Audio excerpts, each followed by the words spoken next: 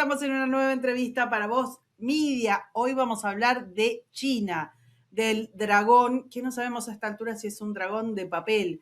Vamos a hablar con un especialista, pero antes de la entrevista tengo algo muy importante para contarte. ¿Buscas una opción sencilla y accesible para el servicio de salud para vos y tu familia?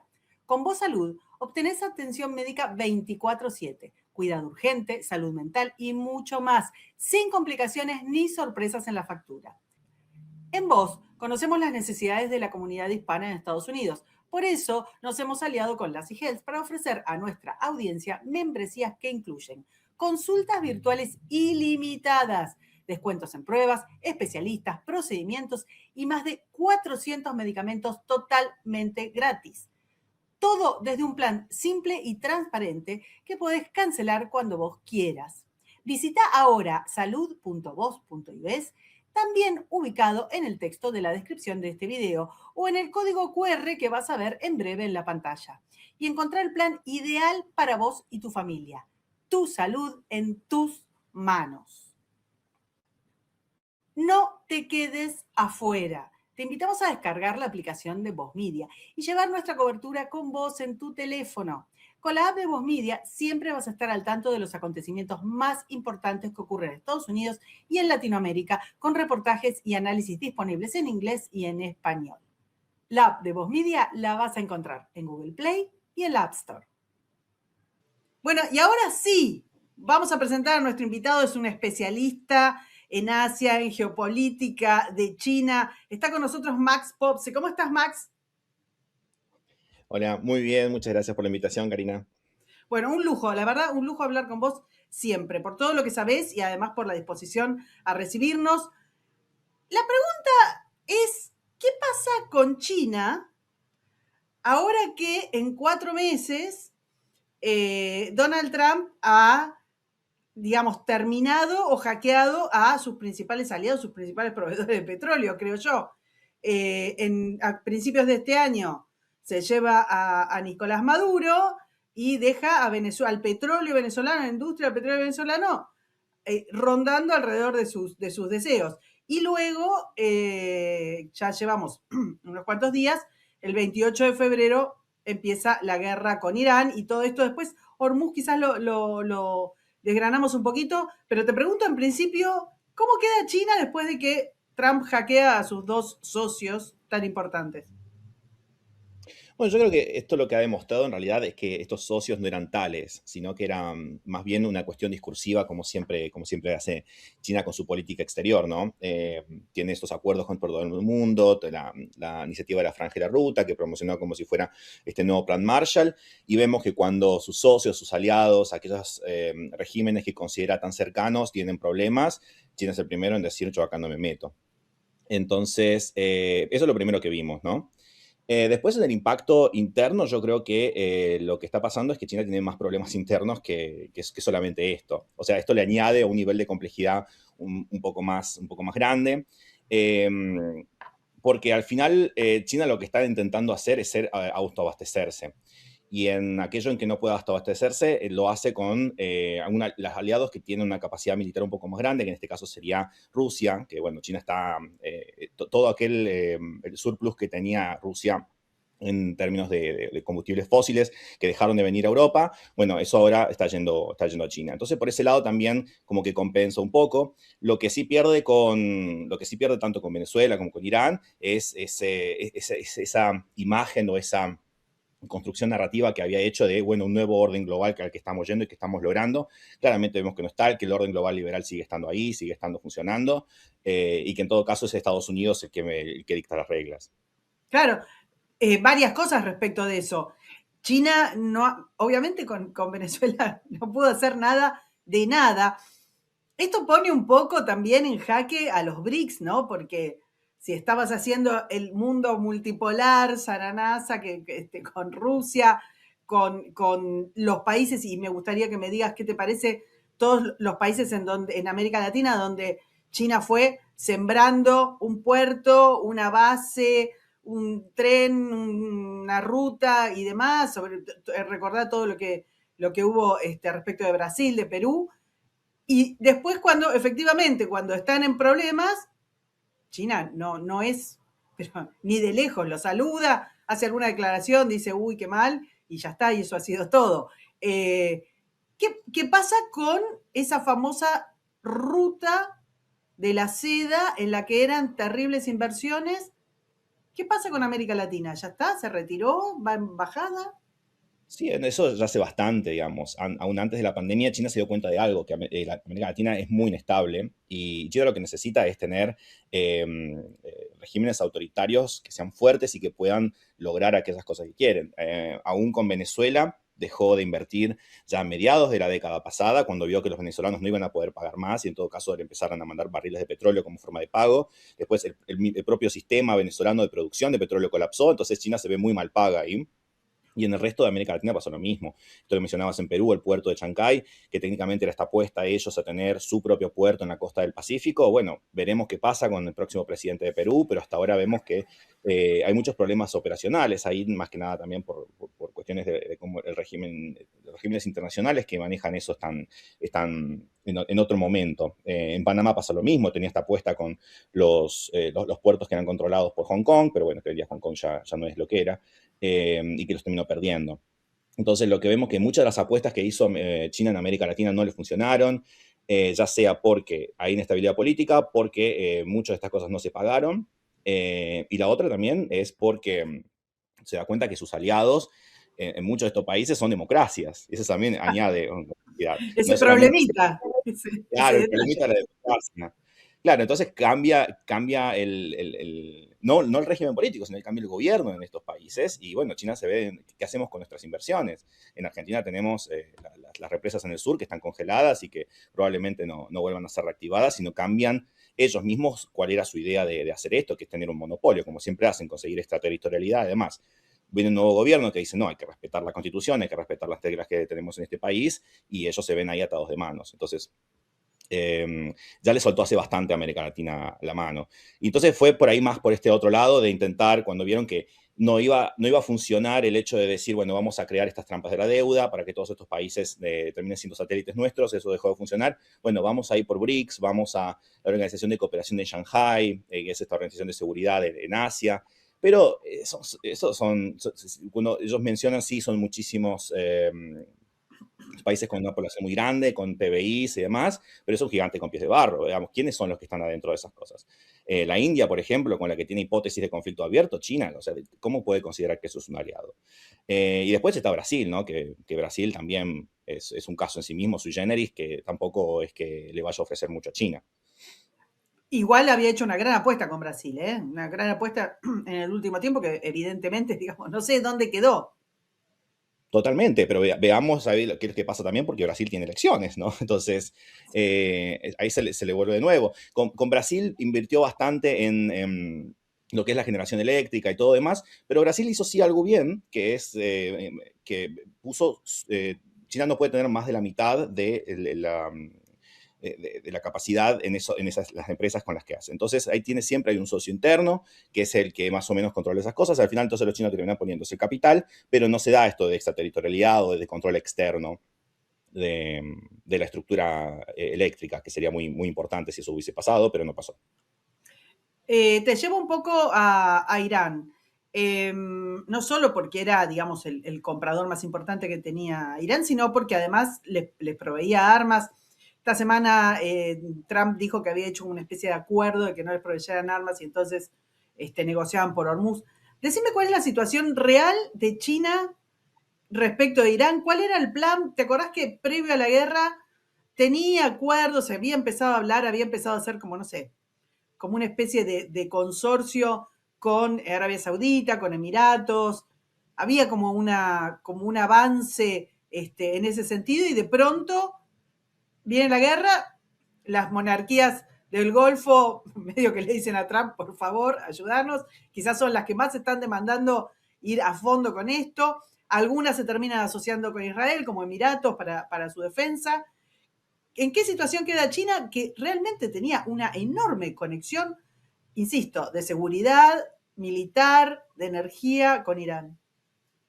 Bueno, esta conexión era existente, pero también pensemos que siempre hay divergencias, porque al final lo que terminan todos estos regímenes pensando es en sí mismos y en cuánto pueden ellos sacar de esa relación. Entonces, de vuelta, no es una cuestión que China iba a firmar un acuerdo de defensa mutua o algo que pudiera salvarlo. Obviamente es una apuesta que le salió mal, así como tantas de las otras que venía mencionando, que le estaban saliendo mal. Por eso, en Oriente Medio también ensayó esto de China ponerse como el mediador entre los Emiratos del Golfo e Irán, otra cosa que quedó ahí en el tintero, y a donde se está yendo hoy en día es a África, porque es lo único que más o menos puede terminar comprando. Entonces yo creo que con Irán es eso, es una apuesta que les quedó mal ahí, pero al mismo tiempo lo que ellos siguen apostando es en realidad es que el régimen sigue estando, porque los chinos tienen mucho de esta idea. A ver, si no hay un cambio completamente rotundo, yo puedo hablar con el que esté a cargo mañana. Entonces también es un problema, hay un problema abierto en el sentido de veremos qué pasa, a ver si la Guardia Revolucionaria de Irán sigue estando en el poder o no en los próximos meses. Claro, porque esto es necesario comentarlo y me gustaría que diéramos una vueltita por África, pero la inversión que ha hecho China en la última década o 2 décadas, tanto en Asia como en América Latina como en África, es mucha. Y yo no sé si le rinde. Me acuerdo de haberlo hablado creo que con vos respecto, por ejemplo, de Sri Lanka o de puertos y rutas y demás, que no solo terminaban, digamos, un poco en la nada, sino que era una inversión que era dinero, no sé, tirado. Entonces, toda la plata que puso en Irán, toda la plata que puso en armamento, todo eso que se retira lo tiene como pérdida. De verdad digo, porque viste que después escuchás especialistas que te dicen, no, China va ganando, porque China no sé qué sé yo. No termino de entender. Claro, bueno, pero hay una cuestión también de tamaño relativo. China es una economía muy, muy grande y también es una economía que ha estado todas estas décadas, 2, 3 décadas atrás, se viene financiando con el déficit comercial que tienen los otros países con China. Entonces, que es un déficit que le añade trillones en términos anglosajones, ¿no? Que para nosotros sean billones de dólares a su economía, mientras que lo que China termina poniendo estas inversiones, que nos decimos, sí, es enorme, un par de cientos de millones, es nada en términos porcentuales de lo que efectivamente tiene China de ingreso. Entonces, es algo que no les duele en ese sentido, de esa manera. Y yo creo que también es una cuestión de a dónde necesitaría poner China esa plata hoy en día. Bueno, intentaron por la vía de diplomacia, intentaron por la vía de la cooptación económica. Hoy en día están poniéndole más plata a su propio ejército, que en cierta forma tiene un poco de racional, ¿no? Una cuestión de no se pueden plantear a sí mismos como grande policía del mundo o una potencia militar si no ha podido resolver en todos estos años ninguna de sus hipótesis de conflicto con los vecinos. Y el tema de quiénes han metido en Irán es muchísima gente. O sea, Europa también ha invertido. La India tenía el puerto de Chandahar en el sur de Irán, un convenio para darle una salida a Afganistán a través de Irán, digamos, muchísima plata que puso la India ahí, que también ahora está frisado. Entonces, no solamente China, entonces muchos perdedores en esto, pero al mismo tiempo bueno, efectivamente, estamos jugando a largo plazo, tal vez, no sabemos, tal vez terminan ganando en un par de años. A lo que voy es que en términos porcentuales, en términos relativos, para lo que pueda hacer China, no ha sido. Nombraste algo, te iba a preguntar otra cosa, quería que habláramos de África, pero nombraste algo que me parece fundamental, que tiene que ver con el ejército. Hace, ya no me acuerdo si era un par de años, se presentó un portaaviones que era como más grande que el Ford, que era como, no sé, un super planeta completo. Se habla de que tiene la armada más, no sé si más potente, más nutrida y demás, pero lo cierto es que no sabemos mucho del ejército chino. O sea, salvo, bueno, sobre todo el año pasado y el anterior, esas rispideces que hubo con Filipinas, sobre todo, y no me acuerdo, creo que con Vietnam y demás, que estaban con fuego real, pero no se ha testeado el ejército chino. No. ¿Qué En sabemos? Porque realidad, también quizás, viste, es como los puertos, eso que después no los puede usar, no sé. bueno, exactamente. A ver, desde que asume el poder el Partido Comunista en el 49, la única vez que fueron a una guerra fue con Vietnam y la perdieron. en los 70, ¿no? Y después de eso, nunca más el Ejército Popular de Liberación, que es el ejército no de China, sino del Partido Comunista. China sí mismo no tiene ejército, él siempre es el ejército del Partido Comunista. Nunca ha sido testeado, como bien decís. Y entonces, los números que a nosotros nos salen, primero, tienen sí, toda esta propuesta, no solamente de los portaaviones, que hicieron ahora el segundo, pero pequeño detalle, es un portaaviones que se maneja diésel, ¿no? Entonces, combustibles convencionales, medio difícil en comparación con lo que necesita un portaaviones, que necesita tener potencia nuclear para poder alcanzar los mares, las aguas azules, que se le dice. China hoy en día es un portaaviones de patrulla alrededor de sus costas. Pero después los submarinos nucleares que sí tenía planteado hacer, el año pasado pasó que, bueno, las imágenes satelitales vieron que uno se estaba hundiendo, ¿no? Entonces, Sí, tal cual, tal cual. la verdad que sí, pasa cuando uno ve con los datos que los chinos producen y lamentablemente la comunidad internacional reproduce, son todos los proyectos que tienen. Y yo de proyectos puedo tener un montón de cosas, puedo decir un montón de cosas que yo quiero hacer. Efectivamente, lo que termina saliendo de ahí no lo sabemos. Lo mismo sucede con las armas nucleares. China supuestamente hoy en día está produciendo y tiene el objetivo de alcanzar 1000 ojivas nucleares para el 2030, pero todo eso no está deployed, no está puesto en lugares donde pueda ser utilizado, ¿no? Está bajo tierra y no sabemos efectivamente cuánto va a ser la cantidad. Entonces, efectivamente, China puede tener 1000 ojivas nucleares, pero si no las tiene en lugares donde las puede usar, tampoco es que tiene un poder nuclear realista. Y a eso se añade también que efectivamente, como decías, sí, la armada más grande por cantidad de barcos, pero esos barcos, muchos de los que cuentan como parte de esa armada, son barcos civiles que ellos pueden comisionar. Hace un par de Ah, mirá. semanas se vio este ejercicio que tuvieron, que usaron cientos de barcos civiles para armar como si fuera una suerte de bloqueo en lo que es el límite de las aguas territoriales que tienen con Japón. Porque esa es parte de cómo ellos están planeando la invasión de Taiwán, ¿no? Utilizando esta flota. Pero son barcos pesqueros en algunos casos. Entonces, y considerar eso como parte de una armada es un poco tirado de los pelos, diría yo. Contame un poco, ¿tenés la impresión de que Taiwán, no sé, ahora empieza a ver con los últimos acontecimientos, realmente la historia va a toda velocidad en estos días, empieza a ver que quizás las amenazas podían quedarse solamente en eso? Se hablaba mucho de una fecha del 2027 que podría ser, como ellos mismos lo habían dicho, como la fecha de la invasión. Pero bueno, también la nueva mandataria de Japón ha sido muy contundente, mucho más que Trump, diría, en la defensa de Taiwán. Se han enemistado bastante en este tiempo, insisto, con los países del sudeste. Entonces, ¿qué te parece? Digamos, está midiendo Trump, Taiwán, Japón, los pueden, no sé cómo decirlo elegantemente, burlar, saber que ya no son tan peligrosos.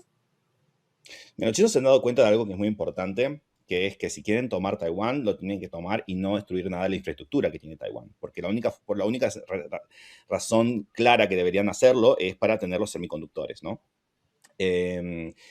Y obviamente, en una invasión, si es una invasión a gran escala, están poniendo en riesgo lo propio que quieren tener. O sea, a ellos no les sirve de nada tener una isla que sea tierra arrasada. Eso por un lado. Por otro lado, al hacer eso, ellos estarían sujetos a sanciones extremas como ha estado Rusia. Y Rusia, ahora estamos viendo, después ya de 4 años, las sanciones funcionan, digamos, a largo plazo las sanciones funcionan porque son países que se quedan lejos del mundo y se terminan siendo mercados de frontera, reinos ermitas que si no viven con lo suyo, ¿no? Hoy en día en el mundo globalizado no se puede vivir lo suyo. Entonces los chinos Te hoy en día te están mucho... pongo una cosita respecto de eso, que es, cuando Trump dijo, ok, yo me voy a encargar y empezó a perseguir realmente a la flota fantasma, Rusia digamos, y los que estaban comprando petróleo a precio vil, tuvieron que empezar a pagarlo a precio de mercado. Cuando te dicen, bueno, y Trump Sí. negoció y los deja comprar y a India les deja comprar, está bien, pero no lo están pagando como le pagaban a la flota fantasma. Y no fue tan terrible. El tema es que no los perseguían. Europa no persiguió a la flota fantasma, siguió comprando energía rusa. Las sanciones hubieran funcionado, como bien decís, mucho más si realmente se hubieran puesto las pilas, ¿no? Claro, claro. Pero bueno, entonces, hoy en día a donde vamos es un mundo en donde las sanciones por lo menos están normalizadas y lo que hay que hacer es esos ajustes de tuerca para que efectivamente sean completas, ¿no? Y es a donde se vería China. Por eso hoy en día ha cambiado bastante el discurso. La líder del Partido Nacionalista Chino en Taiwán que es la oposición hoy en día taiwanesa, acaba de ir a visitar allí a Pekín. Y bueno, la recibió y todo, un poco de un tratamiento no muy formal, pero el discurso con el que se viene ella de vuelta a Taiwán es, no, a nosotros no nos van a invadir, nosotros lo que vamos es por una cuestión económica. Con la economía nos vamos a nos van a unificar, ¿no? Y yo creo que eso es algo que también hoy en día están viendo los chinos como más algo plausible, justamente para poder absorber toda la economía taiwanesa. La bolsa de Taiwán hace un par de semanas sobrepasó bolsas europeas, hoy en día es la séptima del mundo, digamos, es una economía bastante importante. Taiwán como para decir invadirla, destruirla simplemente por un capricho nacionalista. Entonces, yo creo que por eso se han pateado la inteligencia de Estados Unidos, también hace un par de semanas lo mismo, diciendo ya no vemos tan probable que el año que viene vaya a haber esta invasión. Lo siguen pateando para hacia el futuro. Y pateando hacia el futuro también significa pateándolo probablemente hasta después de Xi Jinping, que no sabemos hasta cuándo va a estar, hasta que le Claro. dé su propia salud ahí. Pero estamos hablando de un régimen que hoy en día es completamente unipersonal, que cuando ella no esté, estamos hablando de una China completamente distinta. Y ahí agarrate, ¿eh? Otro día hablamos de Xi porque cada tanto mete una purga, es una persona grande, digamos, la vida humana es finita. Háblame un poco de África, porque me decís, bueno, está bien, están dejando de mirar para estos lugares, están mirando a África. También África, Bueno, digamos, si América Latina me parece inestable, África, no te digo. exactamente. Bueno, al final, ¿qué es lo que termina pudiendo conseguir? Y hasta cierto punto, porque se vio esta semana que el presidente de Taiwán quería viajar a Eswatini, que es un país muy chiquitito que está entre Sudáfrica y Mozambique, y no podía viajar cuando quiso porque las Seychelles, Madagascar y otros países no le dieron autorización para sobrevolar porque China mandó a que no pudieran hacer eso. Entonces los chinos salieron a festejar y diciendo, mirá, como nosotros tenemos el poder. Duró una semana. Una semana después los países se retiraron eso y el presidente fue a Eswatini y sacó las fotos y todo y mostró muy bien cómo la influencia china llega hasta ahí nomás, digamos. Pero bueno, y eso era un poco de una demostración de fuerza lo que quería hacer en África. Lo que termina pasando es que lo que ha construido en África, China, son economías extractivas en las cuales saca recursos naturales y se los manda para casa. Y hasta ahí llega el modelo que quiere hacer. Es un neocolonialismo, si lo querés. Puede ser, ¿no? Te voy a llevar un poquito a los números económicos chinos, porque dicen, me cuesta un poco creerles, porque dicen que crecían un 5%, pero el consumo teóricamente creció a la mitad. Tuvieron una intentona de decir, bueno, toda la crisis del real estate, esa que era terrible, había pasado, bueno, llevan 5 años, 6 años estancados con esa crisis, no se mueve. Ellos mismos bajaron las proyecciones de crecimiento, creo que a antes del comienzo de este siglo. Entonces, la deuda que tienen es descomunal, están saliendo números impresionantes que, insisto, con la falta de transparencia y lo que representa China en términos de números, es difícil de saber exactamente, pero ¿cómo está la economía china hoy? Bueno, la economía china está ahí, andando, pero no estamos diciendo está en boom, no está creciendo. Es una economía que sigue como muchos otros países que tienen sus problemas. El problema de los otros países puede ser que, bueno, que tengan un poquito de inflación por esto, pero tienen macroeconomías sanas. El problema de China es que no tiene una macroeconomía sana. Es una macroeconomía que está completamente controlada por el Partido Comunista. Y que bien decías, por ejemplo, la crisis de Evergrande, que ya lleva sus años, y de vez en cuando uno sigue, escucha de nuevo quiebras de bancos, quiebra de empresas. ¿Qué es lo que está haciendo allí con eso? Es rescatarlas, pero quedándose con la empresa. Entonces, lo que estamos viendo hoy es una reversión del proceso de reforma y apertura de los años 80 y 90, donde hubo esta gran Claro. transferencia de riqueza hacia la sociedad, hacia la gente. Ahora va de vuelta hacia el Estado. Entonces, el Estado chino se está enriqueciendo a costa de su propia gente. Gente que está quebrando, gente que se endeuda, justamente porque no puede hacer frente a esto. Entonces la macroeconomía china está yendo a un típico sistema soviético, de sistema centralizado de control desde el Estado. Entonces a ellos eso le da la seguridad, porque con eso ellos pueden poner el tipo de cambio, pueden poner la tasa de inflación que quieran, pero eso que se tiene en contra, que hoy en día no tienen inversiones extranjeras. Es más, todas las inversiones que antes tenías están yendo, se fueron ya, y lo que tienen es, si vos ves los movimientos de inversión extranjera directa son completamente negativos, porque las empresas no es que se están yendo de vuelta a Occidente, sino que están yendo hacia el sudeste asiático, donde pueden invertir con más garantías que en China, donde las garantías hoy en día vemos que están completamente desaparecidas. Entonces, esta macroeconomía es la que después vamos a ver cómo termina pasando. Pero el crecimiento, si ellos dicen 5%, pero los grupos privados dicen 2,5, 3. O sea que no estamos Claro, hablando de mucho más. exactamente, exactamente. Y que vamos a ver cuánto de esto crecimiento no es realmente crecimiento, sino actividad económica. Li Keqiang, un primer ministro antes del que tenemos ahora, que fue purgado y después murió en situaciones extrañas, él decía que nunca creía los números que tenía el Ministerio de Estadística, sino que para ver cómo andaba la economía del país, él miraba tres cosas: la cantidad de trenes, lo que se movían, las luces y el consumo energético. Entonces, y eso es todo. Hoy en día, todas esas métricas ya no se publican más desde hace mucho tiempo y ya no sabemos. Entonces, en realidad, lo que China vuelve a hacer es una caja negra como era antes de la reforma de la apertura, en la que, bueno, cualquier tipo de assessment que uno quiera hacer del exterior iba a estar un poco errado. El problema nuestro siempre va a ser que le seguimos creyendo a las métricas oficiales que tienen, que son todas dibujadas. Bueno, y para despedirte te hago la última. Te agradezco mucho por habernos acompañado, es un gusto siempre. En términos de no creer, está el tema demográfico, ¿verdad? Porque llevan años de crecimiento, nace menos gente de la que muere, no lograron revertir digamos, se cambió la ley del hijo único, pero eso no se revirtió en la sociedad, o sea que la natalidad es realmente baja. Se proyecta dentro de muy pocos años que la media de la edad del país sea arriba de los 50 años. Entonces, daría la impresión, en principio te pregunto, ¿son creíbles los números de la población china? Segundo, ¿cómo está? Todo el mundo está en un invierno demográfico, eso se sabe, salvo algunos sectores del sur de África, Asia, América Latina, Europa, por supuesto, mucho más, están en una pendiente, pero, y se sabe que China también, pero no sabemos exactamente cuál es la pendiente. Uh-huh.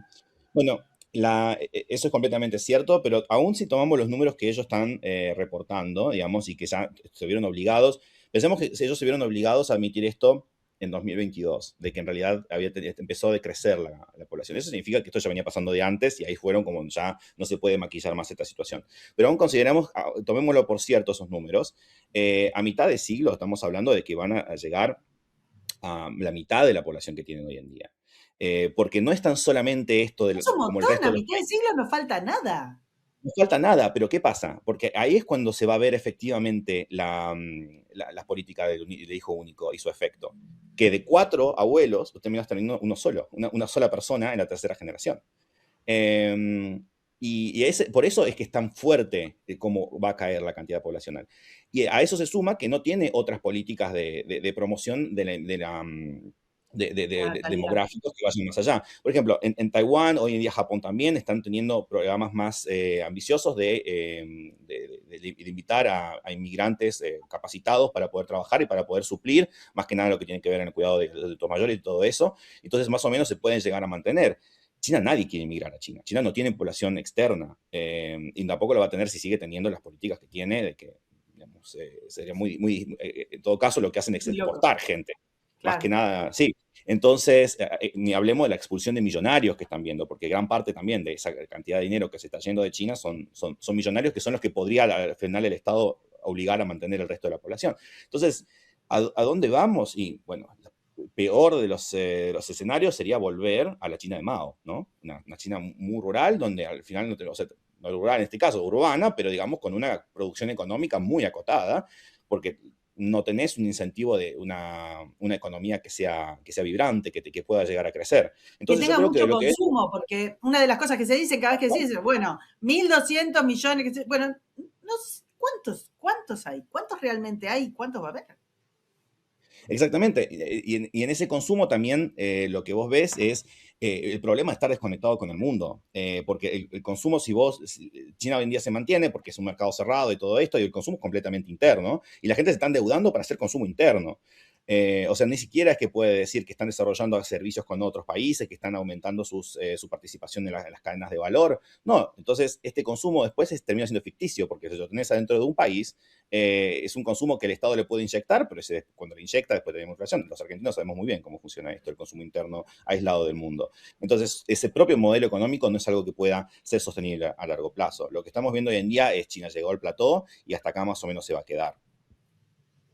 Max Pauset, yo te agradezco muchísimo, muchísimo este rato. Es un placer hablar con vos. Todos los datos que tenés. Más adelante volveremos a charlar un poquito de la política, ¿eh? ¿Qué pasa con este Xi, con estas purgas? ¿Qué pasa con el Partido Comunista? Que es, en realidad, el Una gobierno. novela. Claro, es que es verdad, ¿no? Es francamente como una cosa fantasiosa. A uno le parece que no, que esas cosas se ven en las películas. Bueno, no. Pero por hoy te dejamos, te agradecemos muchísimo habernos acompañado.